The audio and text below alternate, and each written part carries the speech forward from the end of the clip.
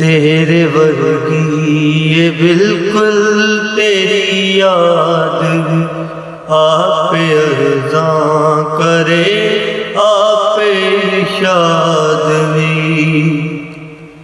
तेरे वर्गी ये बिल्कुल तेरी याद आप अर्ज़ां करे आप इरशाद भी। मैं तां कलियां भी तेरे ना गल्लां करां, कलियां भी तेरे ना गल्लां करां। तू जो पलकां हिलाइयां सी भुलिए किवें, तू जो नज़रां मिलाइयां सी भुलिए किवें, तू जो नींदां चुराइयां सी भुलिए किवें।